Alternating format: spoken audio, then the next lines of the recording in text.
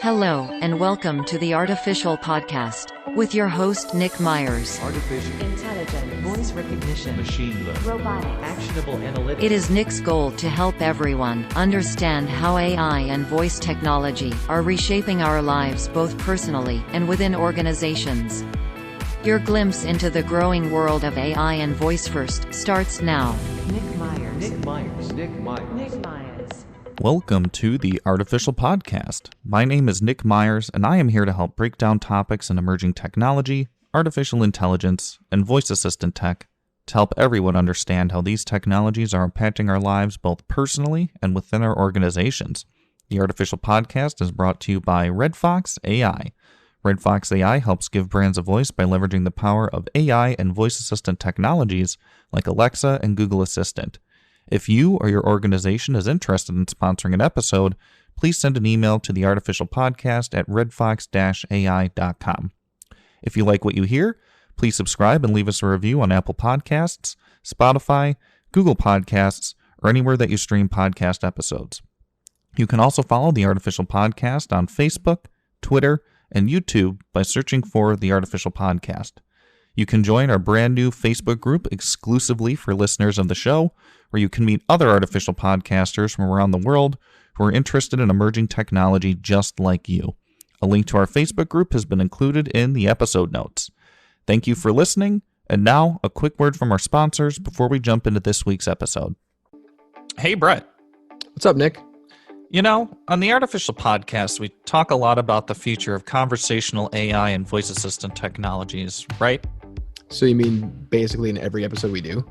All right, wise guy. But seriously, think about it. I don't think we truly realize how quickly voice assistants like Alexa, Google Assistant, Siri, Cortana, and Bixby, just to name a few, have embedded themselves in our daily lives. I mean, the analysts are predicting that in a little more than 3 years, there will likely be 8 billion, yes, billion, voice assistant users connected to nearly 2 billion global websites, more than 40 billion connected devices. Okay, yeah, that's a lot. But what are you trying to get here, basically?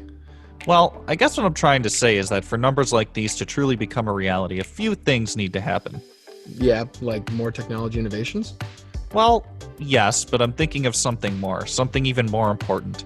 We need to have trust. Trust between the users and the technology itself. Okay, yeah, I'll be honest. Sometimes I daydream about these voice assistants getting smart enough to rise up and take over like Skynet, from Terminator. Well, I mean, yeah, sure, that could happen, I suppose, but I'm talking about things like trustworthy privacy and trustworthy accessibility and trust that if you're a business, you have full rights to your name and your brand. Have you heard about the Open Voice Network? No, I haven't. Can you tell me a little bit more about them? I would love to, Brett. Well, in a nutshell, the Open Voice Network is a non-profit directed fund of the Linux Foundation that is dedicated to making voice assistants worthy of user trust. Members of the Open Voice Network include conversational AI designers, strategists, developers, and other industry professionals from all around the world who are dedicated to paving the way for a future where voice can be trusted and benefits everyone. I'm proud to say that I've been a member since early this year, and it has truly been one of the best decisions I have made since becoming a voice practitioner. And if you're in the industry, I highly encourage you to check it out and join. Sweet. That sounds cool. So what you're saying is Skynet isn't going to happen? Oh, Brett. If you are interested in learning more about the Open Voice Network and how you can get involved, visit www.openvoicenetwork.org or send an email to john.stein@openvoicenetwork.org. The Open Voice Network. Voice assistants worthy of user trust.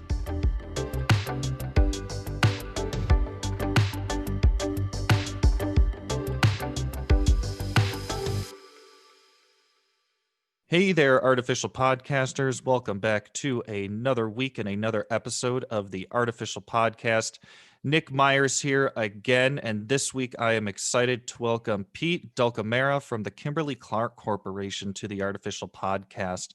I had the pleasure of meeting Pete for the first time actually a few months ago. There was an event that was sponsored by the Wisconsin Technology Council, and Pete and I were able to have a really good chat in that. And then there's some future work that I did, getting more involved with Wisconsin Tech Council. We were able to get connected again. And let me just say, Pete is working on some incredible things, not only at Kimberly Clark, but some initiatives that he is really trying to take on to bridge the racial wealth gap and empower people in underserved communities to achieve more in technology. But we'll get into some of that as we chat. But first things first, let me tell you a bit more about Mr. Pete Dulcamara.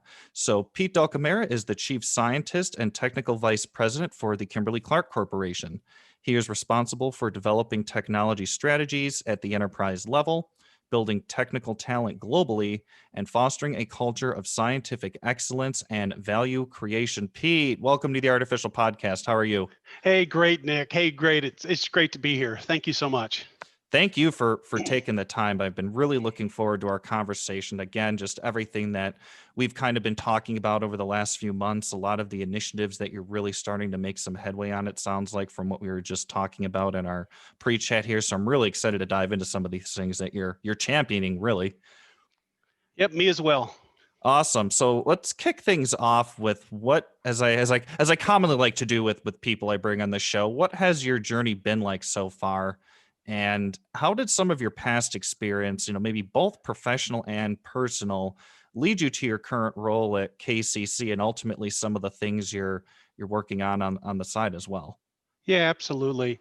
Yeah, first and foremost, I'm a husband and father. Mm-hmm. And I have, both my kids are in college, and I live here in Neenah, Wisconsin with my wife, Gina. And it's interesting. When my wife became pregnant for our first child in December 1997, I remember sitting down and writing a personal mission statement, which is to help create businesses that improve people's lives and help raise children that live a life fulfilled.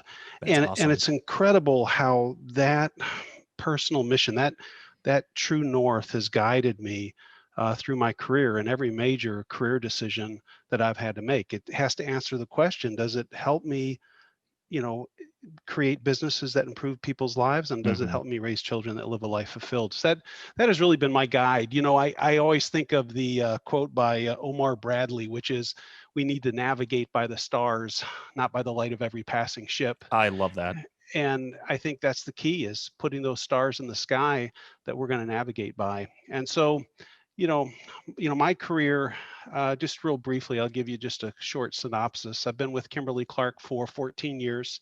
The first 12 years as the vice president of corporate research and engineering, which is the long-term science and Mm-hmm. technology arm for the corporation.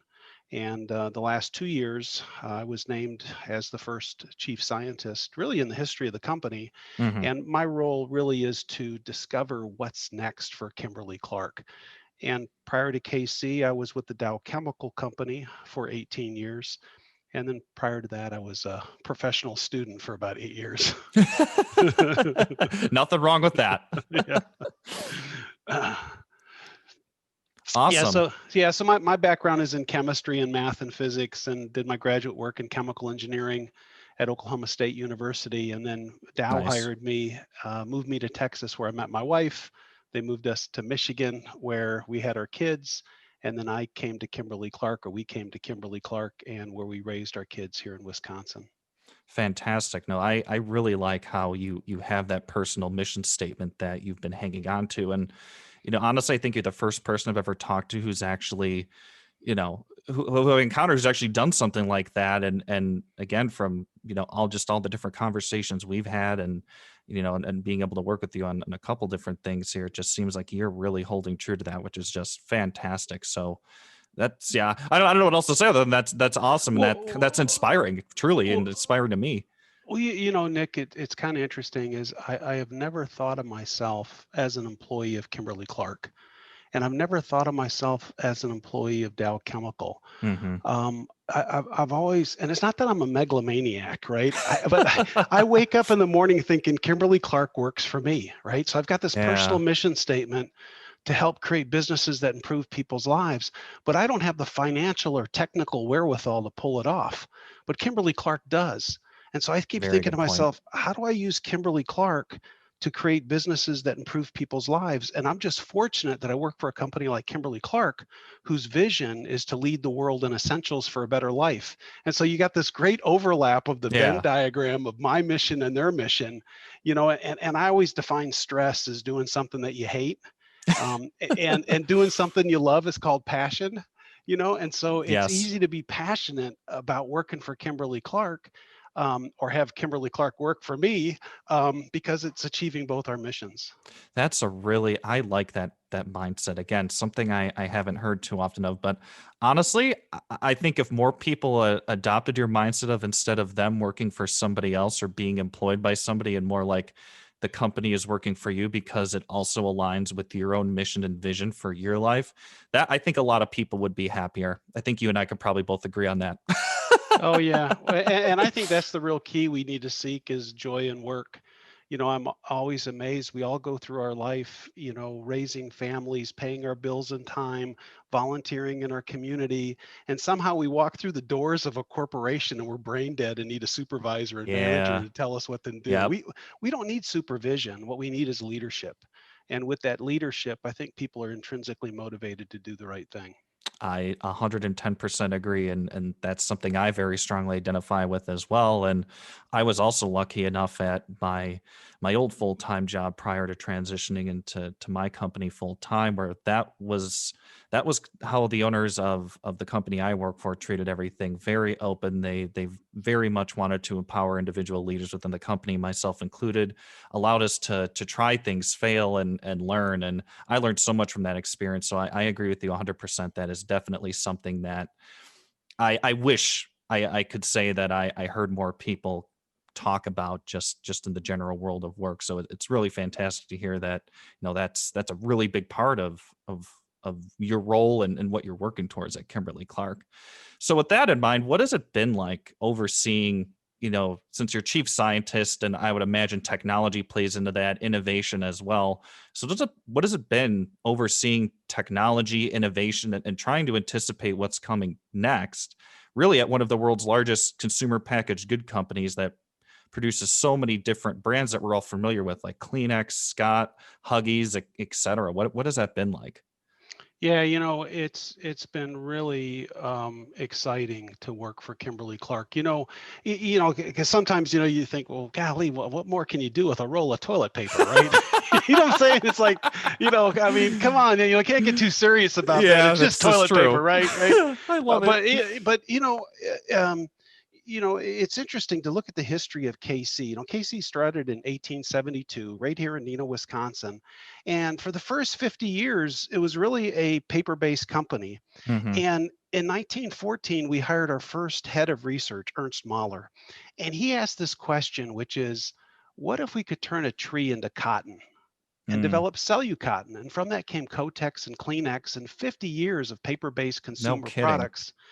And then in the 1960s, the company started, it's that line from The Graduate, I got one word for you, kid, plastic, right? And so, our non-wovens made out of plastics really led Darwin Smith to ask the question, what if we sold all these paper mills that made us successful for the last 100 years and invested that in diapers? What a major change. And so from that came, Huggies and Pull-Ups and Depend and Yeah. Poise, and another 50 years of really consumer-based products based on nonwovens and superabsorbents and tissue, which brings us up to almost 150 years of Kimberly Clark. Wow. And I think where we are today as Kimberly Clark is, if the movie The Graduate was being made today, I think I'd have one word for you, kid. It's data. Yeah. And Yeah. you Yeah. know, in the next 24 hours, 1 to 2 billion people on planet Earth will use a Kimberly Clark product That's crazy. and put every single biological fluid known to man in those products and simply throw them away. Yeah. Now, just imagine if you could access that data. Oh my gosh.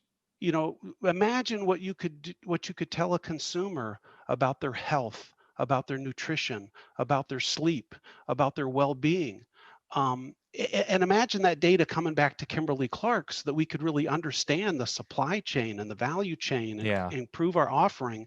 And now imagine being able to use that data and monetize it, not only for Kimberly Clark, but imagine if the consumer could monetize the data that they own that's in those products. Oh, yeah. Even imagine being able to harvest these biological fluids from our products. The human microbiome, if you could harvest the infant human microbiome from baby diapers, you might be able to solve irritable bowel syndrome in adults.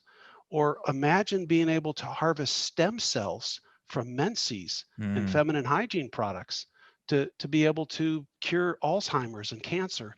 So when I look at Kimberly Clark today, that's what I look at is just the tremendous amount of data that we have access to through our products, not to make smart products, but to right. make smart consumers, to make smart parents. The other thing I would say, Nick, just real quick on Kimberly Clark is if you look at Kimberly Clark's products, what KC has done historically is develop products that are socially taboo, that have quite a bit of stigma associated with them, right? I mean, when you're talking Yeah. about, Yep. going the toilet and, menstruation Yeah. Yep. and light bladder leakage, Diapers and yeah. diapers, all that stuff, right? But what's really incredible is what I think KC's real core competency is finding places where people have lost control of their life, right? Hmm. When a 9-year-old girl enters puberty, she's lost control. When mom and dad come home with their first baby, they've lost control of their life. When somebody is incontinent, they've lost control of their life. If your child is bedwetting, they've lost control of their life. If you have an allergy and your nose is running, you've lost control. Mm. And what I see KC has done over and over again is provide products that give people control of their life in areas that are socially taboo or have a lot of stigma associated with it. And that takes a lot of empathy, and it takes a lot of design thinking, and it takes a really good execution. And I think that's what KC has done really well. And I'm really proud of what KC has done historically and the foundation that provides us to give people control of their life and other aspects maybe that we haven't pursued yet.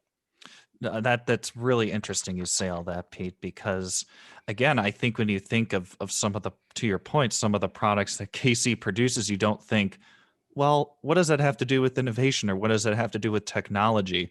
But the way that you just described, really to a T, how people's lives could be improved by the amount of data that truly resides in all of the different products that people use from Casey, whether that be Kleenex or Scott toilet paper, Huggies, or anything, that could be applied to so many different areas to make things better for folks. And that is why I've always loved talking with you, because you can really connect the dots with that. And I think especially with a company like KC, where if you're just somebody who uses the product, that probably never pops into your head. But I think when you start bringing together the meeting of so many different minds, and you're able to really start diving into what is it that we're actually doing with these products, to help people, but in turn, the data that we're collecting from doing so, that's really incredible. And one thing that I've always truly admired too about KC, specifically the Kleenex product, Pete, is the fact that the Kleenex brand has just become tissue paper for your nose. Like, you never hear anybody say, I'm going to go grab, whether it's a Kleenex brand or not, I'm going to go grab, tissue paper from it. No, everybody says Kleenex, whether it is the brand of Kleenex or not, which I have always found fascinating. Yeah, but it's there's I've got, got to give you a plug here. I mean, there's nothing softer than Kleenex. I mean, well, that's what I buy.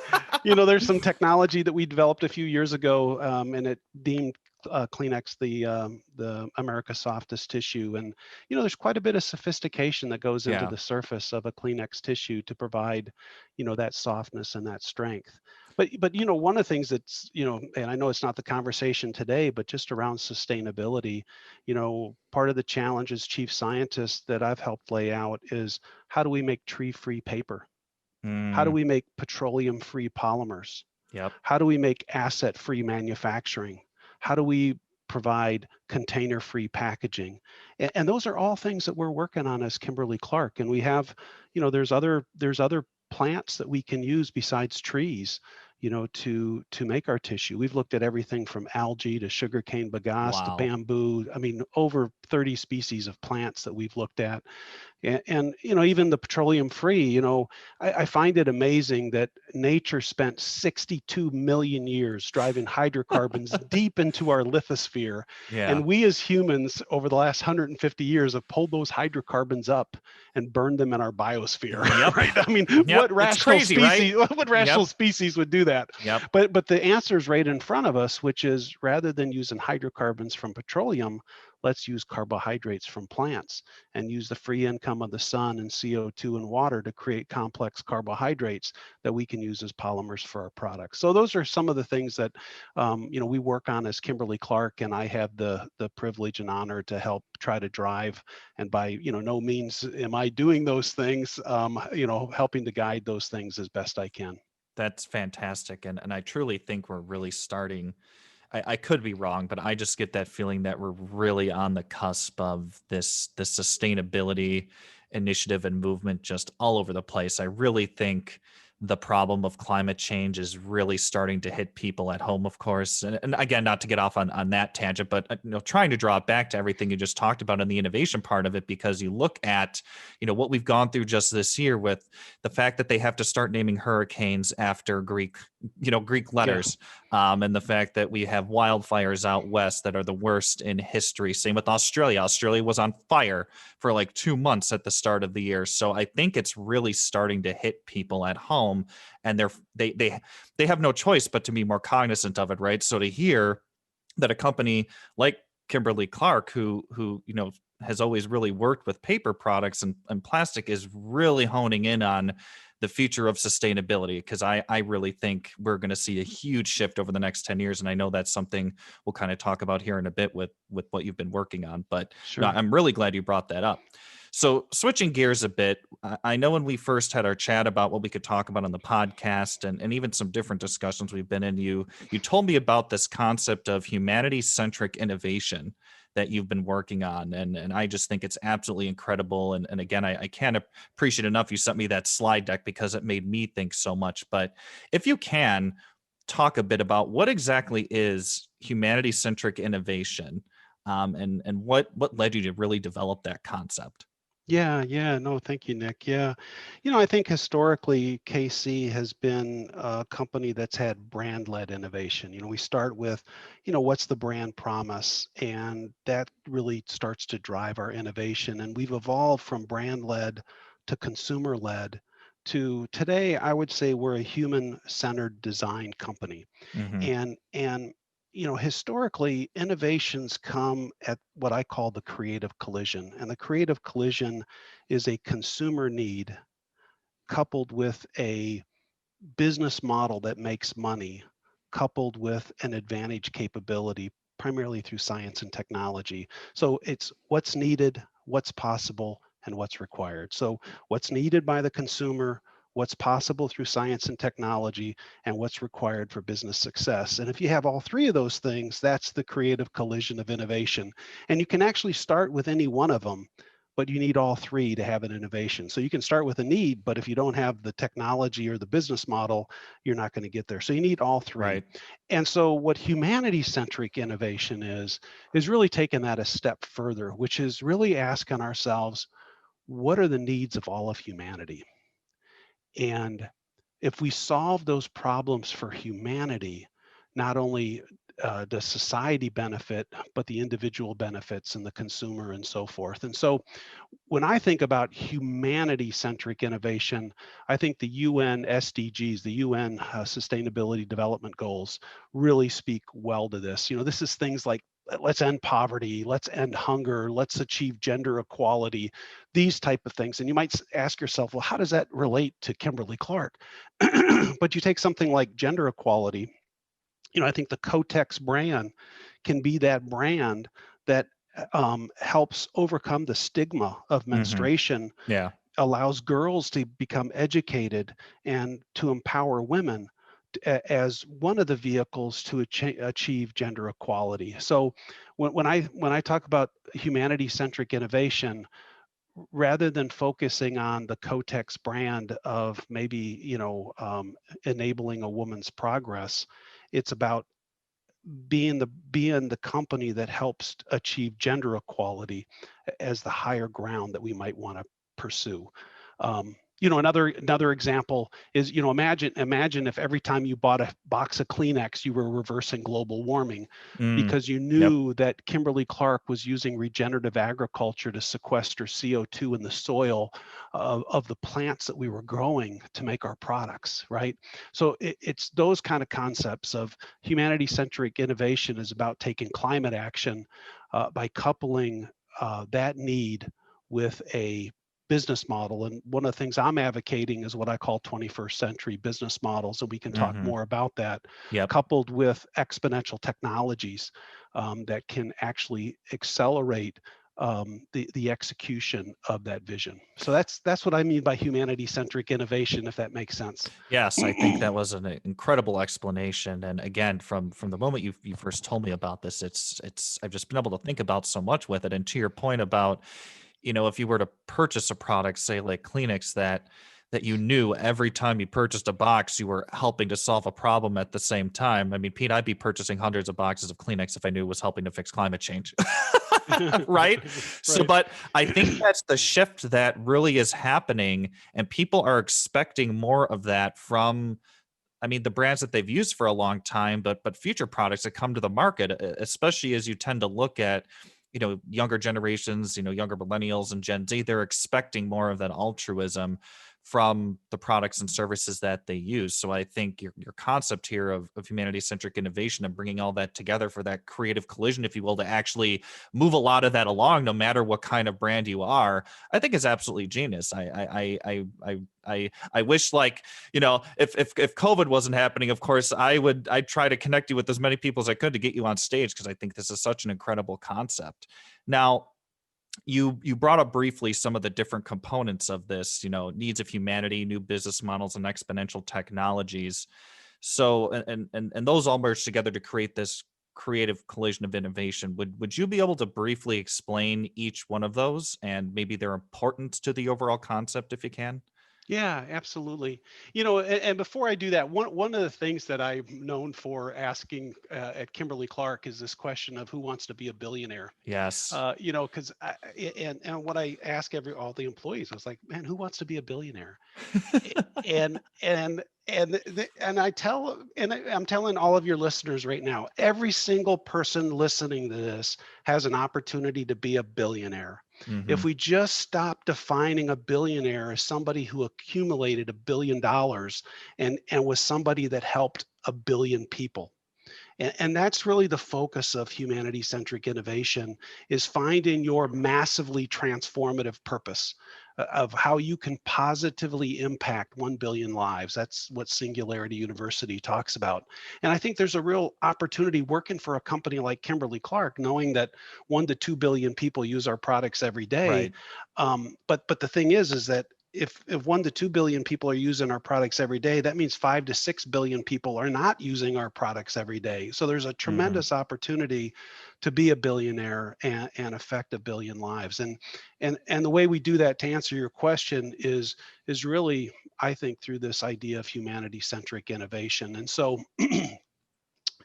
if I just break down those three things, if we think first, what are the needs of humanity? The one example I'll give you is gender equality.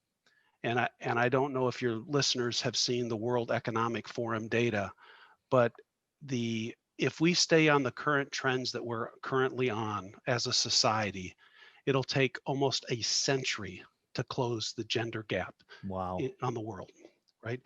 257 years, almost over That's 250 years unbelievable. to close the Yeah. economic gap.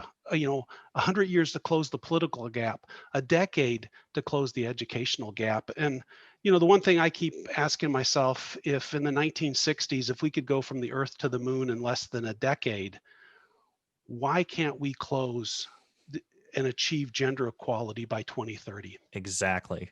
And Exactly. why can't we achieve racial justice by 2030? Yeah, it's a bold ambition, but so was going to the moon. Mm-hmm. And, I mean, if you want to change the world, all you have to do is change your mind. I mean, we don't need a lot of like super science and technology Right. to Yep. help us achieve gender equality. So when I talk about needs, that's really what I'm talking about is things like gender equality. Um, and when I'm talking about the business models, Peter Diamond has written a book called The Future is Faster Than You Think. And in there, he outlines the 7 new business models of the 21st century. And I won't go through all of them, but one of the ones he talks about is the crowd economy. And this is all about using underutilized assets. And great example is Airbnb. I mean, they're the largest accommodator in the world, Yep. bigger than Hilton. And it grew so quickly. And they own no property. They own no, Right. buildings. Uber, it's the world's largest taxi company. And I would venture to guess they're maybe the world's largest food distributor as well. And they own no vehicles, right? And so that's the example of the crowd economy. Another one I just talk about just briefly is the free data economy, free quote unquote. We all use Google for free, but all that data then is used with advertisers. Yep. Or Facebook. They're the largest media provider in the world, and they create no content. All of us create all the content for Facebook. So the question becomes, how do you couple these needs of humanity with these new business models, whether that's the free data economy or the crowd economy, or the transformation economy or the smartness economy, but it's coupling those new business models with these needs so that we can solve these problems in an economically viable way. And then the third component is the technology that is going to enable all this, whether that's artificial intelligence or blockchain or 3D printing, or biotechnology or genetic sequencing. One of the things that I talk about, and I think you saw this in my deck, Nick, is that, if you look at the economics of genetic sequencing, at the beginning of the century, in the year 2000, we mapped the human genome, the genome of one person. It was a person who lived in the UK because that's where the project started. But it took 13 years and cost $3 billion. Which is crazy to think about today, that it costs that much money. And today you can go to 23andMe and for $125 in 3 weeks. It's crazy. That chart, I mean, that chart still blows me away. I mean, just to see. Well, to go from, $100 million per genome to we're less than $1,000 a genome. We may be close to $300 a genome, but just imagine $100, $10, $1, a penny a genome. That is going to open up personalized medicine and understanding of health and wellness that's beyond our imagination. And you couple that with quantum computing. Last September, Google announced quantum supremacy when they solved a problem in 200 seconds that it would have taken the fastest computer at Oak Ridge National Lab 10,000 years to solve. 10,000 years. Yep. And that was a 54 qubit quantum computer, and IBM's just announced they're going to launch a 5,000 qubit quantum computer. Gosh. So I mean, so it's this idea of coupling of need of humanity, like taking climate action, with a business model like the smartness economy, coupled with quantum computing and artificial intelligence, to bring all that together to create a business that makes money but solves the problems of humanity all at the same time.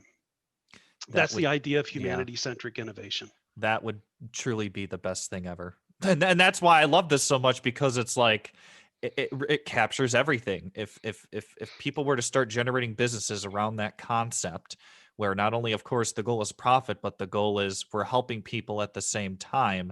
I mean, my gosh, to your point about helping a billion, do you want to be a billionaire? Not about making $1 billion, but helping 1 billion people, while also probably making a lot of money in the process. Yeah, and it's not mutually exclusive, right? Right, exactly. It's not at all. And I think that mindset where, for so long we've just been focused on the money part of it, instead of, I shouldn't say that, because there are a lot of companies, a lot of folks out there who put the money they've made through very good use. But I think if we're talking, on a very large scale, most people just hang on to the dollar amount and not so much, well, who are you actually helping by doing what you're doing as well? I think that is a fundamental shift that that needs to happen. And I really hope as we head into the next decade, as these exponential technologies really come into their own, as these new business models continue to grow, and as more needs of humanity are truly identified, to create this creative collision, I really hope that shift from people's concept of being a billionaire in terms of dollars and cents to being how many people am I actually helping, of course, while also making money, is the shift that we actually have, and where that heads. So I thank you so much for explaining all that, Pete. I still think back to that slide deck often, and I'm glad you brought up that chart, because the variance from how expensive it was to do what they did 10 years ago for gene sequencing, and what you can do now with 23andMe is just crazy. And I'm sure it's going to get cheaper. I'm sure probably the next 5-10 years there's going to be a 23andMe product out there, some other product where you can get your entire genome sequenced and analyze things that we can't even do now for probably pennies on the dollar. I'm sure that's coming. Well, that's what science and technology has always done, is reduce the cost of things that we thought were untouchable. I'll give you a great example. In 1888, the Washington Monument was built. At the top of the Washington Monument is a little pyramid made of aluminum, because aluminum was one of the most expensive metals in the whole world. As a matter of fact, it was on display at Tiffany's in New York before they put the pyramid on top of the Washington Monument. So there's a little aluminum pyramid up there. And of course, within 4 years, through electrolysis and smelting, now aluminum is one of the cheapest metals you can purchase. Yep. We wrap our food in it, but once upon a time, it was one of the more expensive than gold. And it just shows how science and technology can take something that is considered so expensive and so unreachable to be in the hands of everybody. And that's the real power of science and technology. And that's why it's important to focus on humanity-centric innovation and just trust that Moore's law is going to happen whether we exist or not. These advances are going to happen. So let's skate to where the puck's going to be, rather than being limited by what technology can do today. Yes, that is absolutely.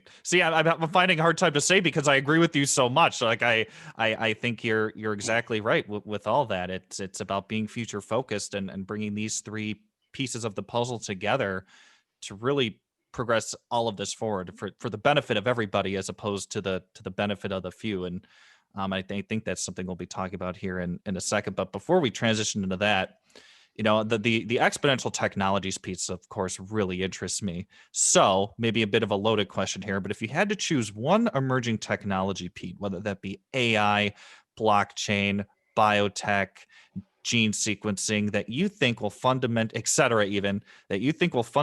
change human society, what technology do you think it will be, and why? Yeah, that's a great question. I'm going to start the answer in a really strange spot. I'm going to start 200,000 years ago. So 200,000 years ago, the humans on Earth were anatomically similar to you and I. And for 130,000 years, we lived basically like animals. Really no change in any of the fossil record.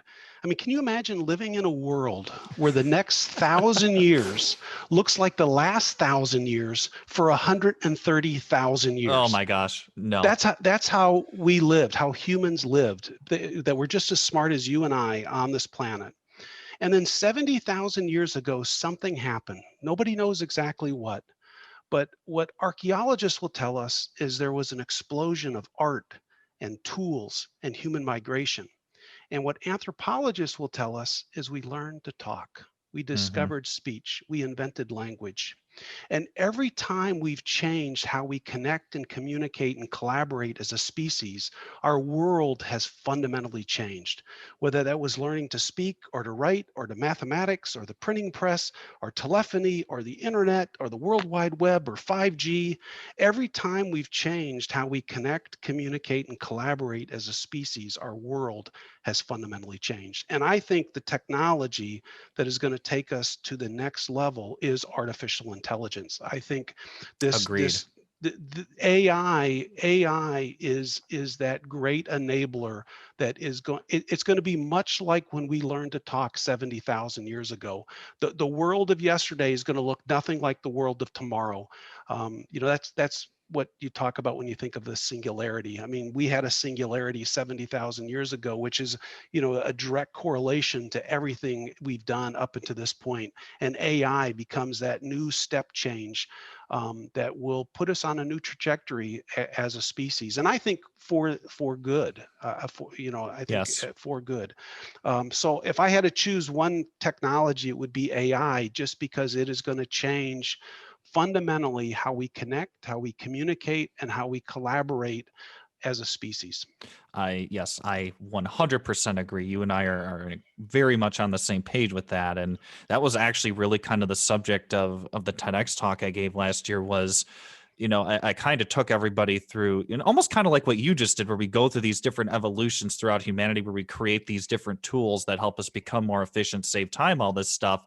And I ended on AI being almost our final tool. And of course, there may be more tools beyond that, but relatively speaking, my theory I'm proposing here is that once we break through this next tool, that tool being AI, the only word that I can think of, and you've already mentioned here, is exponential, right? The amount of things that we're going to be able to do, the places we're going to be able to travel, I think it's going to be one of the fundamental components of us exploring not just Mars, but other planets in our solar system, and maybe even being able to go farther beyond that, solving problems here on Earth that we can't solve now for whatever reason.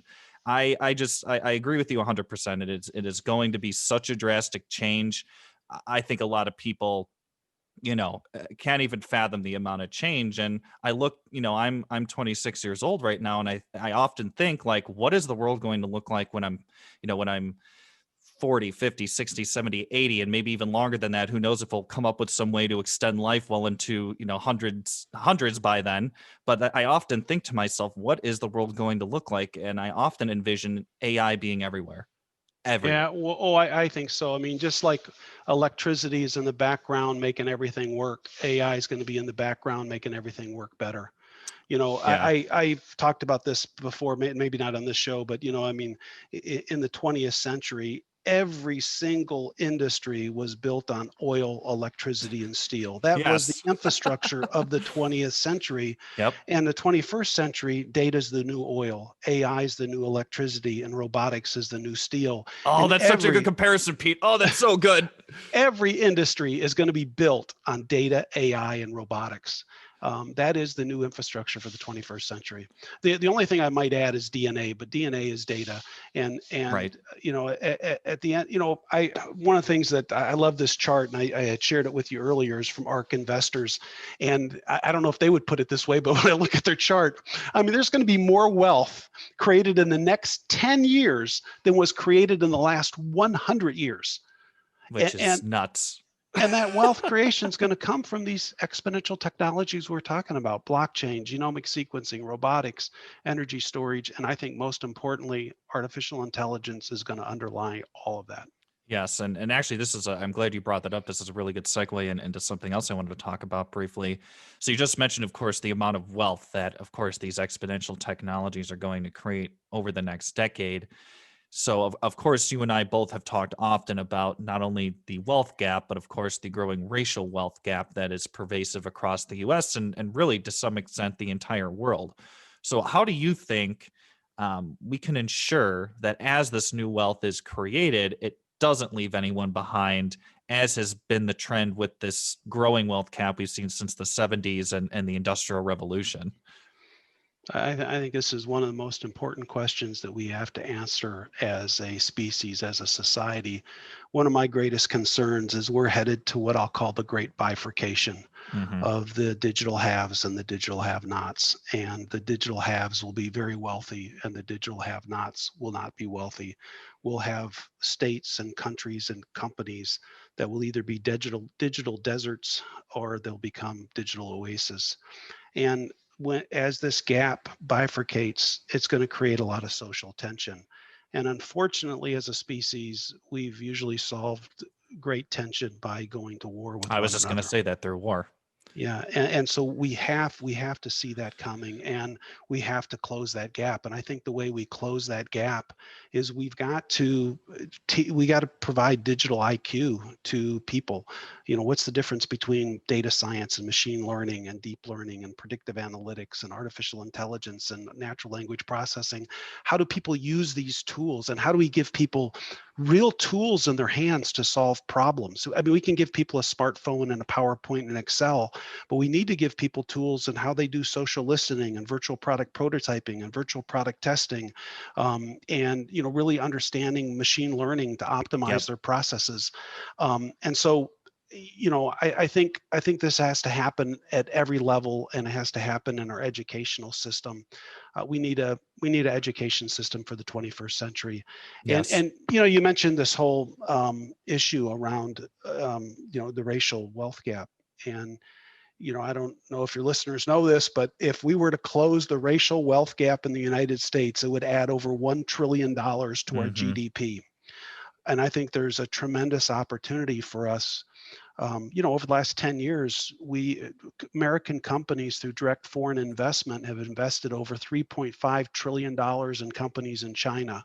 Yep. And every year we import over $260 billion of products and services from China. Now, I'm not saying all that money shouldn't be utilized in other countries around the Right. world, but imagine if a portion of that was invested in our inner cities, and we fostered Black entrepreneurship, and we Yes. supported Black startups, and we created Black millionaires and Black billionaires that were become examples for the next generation. And we could close the racial wealth gap and actually create greater economic prosperity for all Americans, and at the same time secure our supply chains, so that we don't run into some of the problems that we've seen with COVID-19. I think Absolutely. that's a tremendous opportunity for us, here in the United States, and like you've said, all around the world. Absolutely. And I think that's one of the big fears I have as well is as these exponential technologies continue to grow, my big fear is that they will continue this bifurcation that you talked about where we see the marginalization that's already existed for so many years continue to get worse. And not to point fingers in any specific companies, but I think it's been very clear even in the last several months of COVID what companies have become 10 times richer, folks who have become 10 times richer, and folks who have become 10 times poorer. And that's just this little point in time just with what we're going through with COVID. And that can get that could be multiplied by tens and tens and tens and tens as a technology like AI begins to really take hold and affect everything, as more and more companies move towards automation, as we get better with gene sequencing and being able to actually interpret the data within our DNA, and honestly to some extent probably start manipulating that to a greater degree. And I just my big fear as well is that is going to get to a point where it snaps and we're going to have all out revolution. Not to be a total pessimist here, of course, right? Well, but that's what scares me. Yeah, no, and that's what we have to overcome. And I think this. I mean, I've been working, and I've got to know Jason Fields, State Yep. Representative Jason Fields, who represents District 11 in Milwaukee really well, and consider him a friend and a brother and a partner in trying to close this racial wealth gap in America. And one of the things that him and I have been working on is this idea of a rising tide lifts all boats, not just yachts. Love it. Love it. Love it. Love it. I told you that from day one when you told me that. I love it. And that's exactly where we need to go. Everyone has to be risen up. Yes. And not be left behind by this, or be afraid of this exponential growth that is happening. Well, that's the thing. And I actually did some research. I'm very fascinated by the future of work and the impact that AI specifically is going to have on it.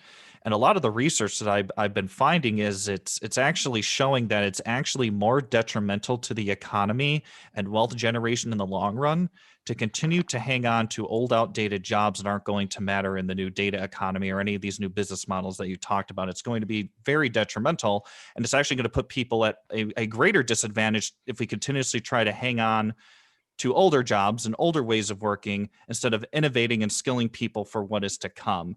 And I just, for the life of me, Pete, I'm trying to really figure out how to get that message across to folks who are so afraid about just technology to begin with. But that's some really that's a really interesting piece of information and research that I've been reading a lot about. And people's eyes always light up when I say that, because they're like, what, you mean you want to put people out of work? And I'm like, no, I don't want to advocate putting people out of work. I go, but if you continuously try to hang on to old jobs and old ways of doing things that are going to get outmoded regardless because of Moore's law, it's just going to be more detrimental.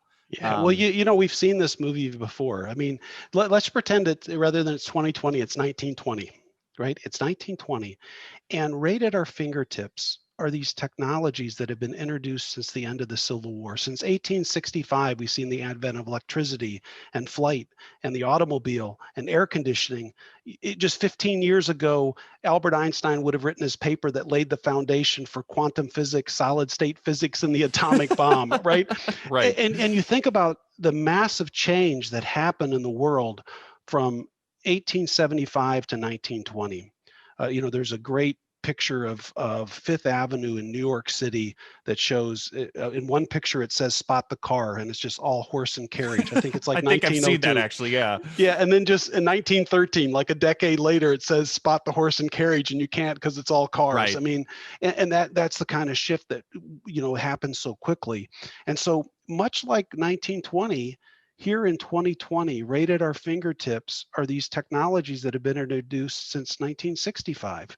Yep. Nanotechnology, biotechnology, artificial intelligence, the internet. I mean, all these technologies are right at our fingertips, and the transformation that we saw from, let's say, 1890 to 1920, we're going to see a very similar shift here from about 2020 to 2040, and it's going to be one of the most incredible times to be alive, and one of the most innovative times in all of human history, and I think it's something for us to embrace. But we also need to just like everybody came off the farm and went into industry. Yep. Everybody's going to go from industry into these new data-based industries as well. And I think we've got to let go of the old and grab a hold of the new, or we're going to be left behind. Absolutely. 100% agree. So with all that being said, what are some ways that people can act now within their organizations to begin implementing this model of human-centric innovation, if you can give any starting points? Yeah, well, I think one of the best places to start is with the UN SDGs, is, look at those, understand those, and understand how they track back to your business.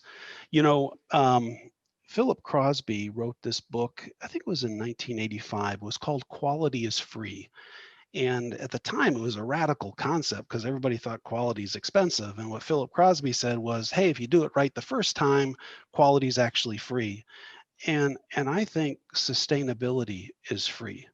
If we can create solutions with less materials, less energy, less water, it actually starts to pay for itself. And I think sustainability is the route to humanity-centric innovation. If we can do what's right for people, and what's right for the planet and right for profits, the whole triple bottom line. If you can start there, I think that's the pathway to humanity-centric innovation. But what I would tell the listeners is think really, really big. Hey, big humanity-centric innovation, but start really, really small and scale fast. I think that's the secret to success. And I think too many times people get lost in all the noise. And if you can just start with something small and meaningful and have that ripple out like ripples on a pond, that's where you're going to have the biggest impact.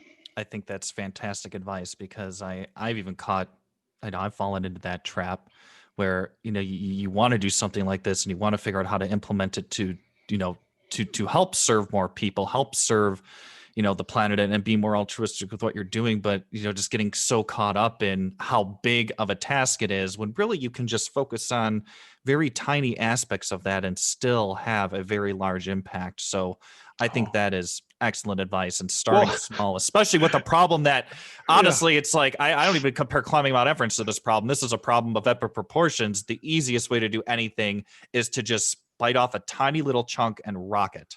Yeah, I agree. Well, sometimes we step across the person laying at the bottom of our driveway to go help somebody in Indonesia. It's Right. like help the person at the bottom of your driveway first. Yes, absolutely. That's a really good comparison.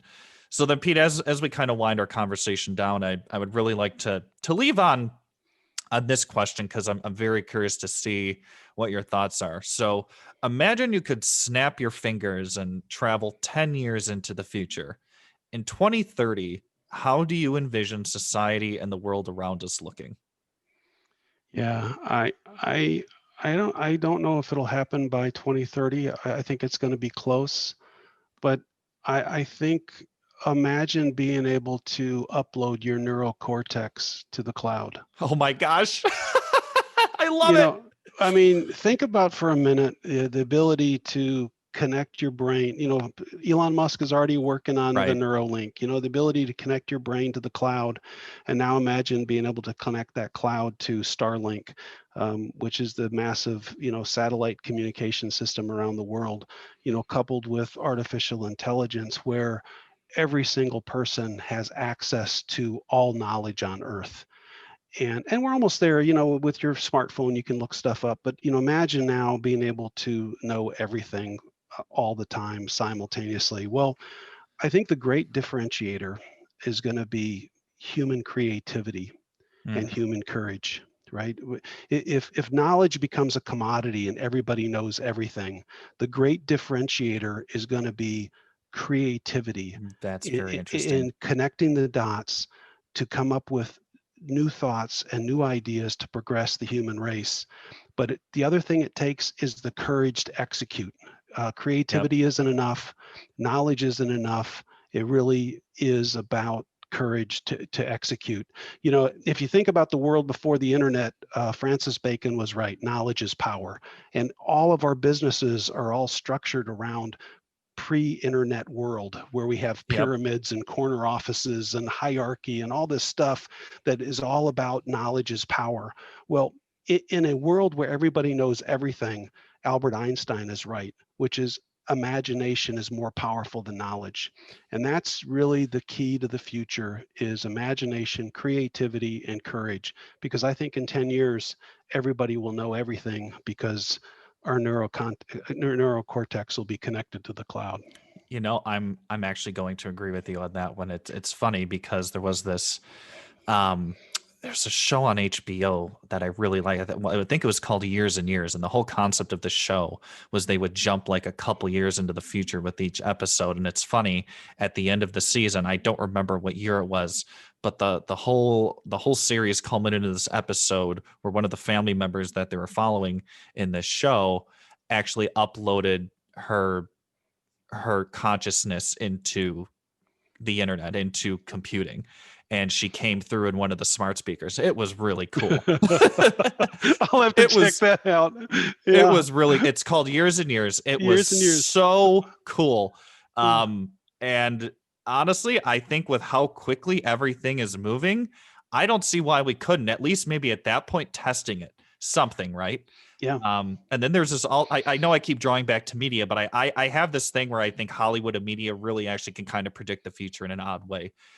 Because it's that imagination, I think, that actually, it's the people crazy enough to dream about what could be possible and depict it on a screen, and then it actually does become possible in a weird way. But there's also this show on Amazon Prime called Upload, where the whole concept of the show is when you die, you can either die like a regular person, or you can have your consciousness uploaded into this virtual world where you live on eternally.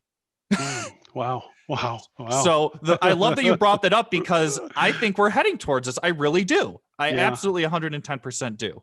Yeah. Um, It'll be the next evolution of the human species, I guess. I guess that's the question to ask is what are we evolving to? I think sometimes we think evolution has stopped, but I think evolution is actually going to accelerate oh yeah, through science and I technology. think we are going to figure out maybe not how to keep our physical bodies, completely. What is the word I'm looking for?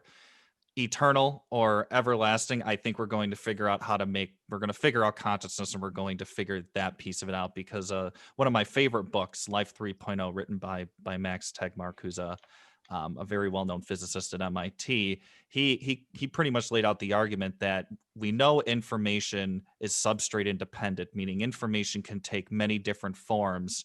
At least if you look at it in a binary way. So if our intelligence, the electrical signals moving back and forth in our brain, can be quantified as information and is substrate independent, why can't it be sent into the internet? Oh, absolutely. Well, I'm reminded of the E.O. Wilson quote, which is, the real problem for humanity is that we have Paleolithic emotions with, Yes. with medieval institutions and godlike technology. Yes. And that's Perfect. that's our challenge, right? Yes. Paleolithic emotions. That sums all that up right there. And of course, we see that playing out all over the world in so many different ways right now as we're pushing up against this exponential growth of technology. Absolutely. Well, Pete, I had such a blast talking with you. I know you and I could probably talk for hours more, but this was a blast. I really enjoyed having you on the show. Well, thank you for the opportunity. I really appreciate it. Of course. And if anybody would like to reach out to you or get in touch with you, what are some of the best ways for them to go about doing so? Yeah, I mean, you can connect with me on LinkedIn. You can send me an email. I'll give you my personal email, which is peter.b.dulcamara@gmail.com, and be happy to connect with anybody. And if you got some ideas, I'd love to hear them, and maybe we could do something cool together. Awesome. Well, Pete, thank you so much for taking the time to chat with me. It's so much food for thought for me even came out of this. I know this is going to be an insanely valuable episode to everybody who listens to the podcast. So thank you so much again for taking the time. All right, great. Hey, thanks a lot, Nick. Talk to you soon. Chat All right, soon. Bye. All right, bye. Artificial Intelligence. voice recognition, machine learning. Robotics. You've been listening to the Artificial Podcast with your host, Nick Myers. Nick Myers. To stay up to date with all our latest episodes, you can subscribe on Apple Podcasts, Spotify, Stitcher, and Google Podcasts. To learn more about how your organization can benefit by unlocking the power of AI and voice, visit www.redfox-ai.com. Until next time.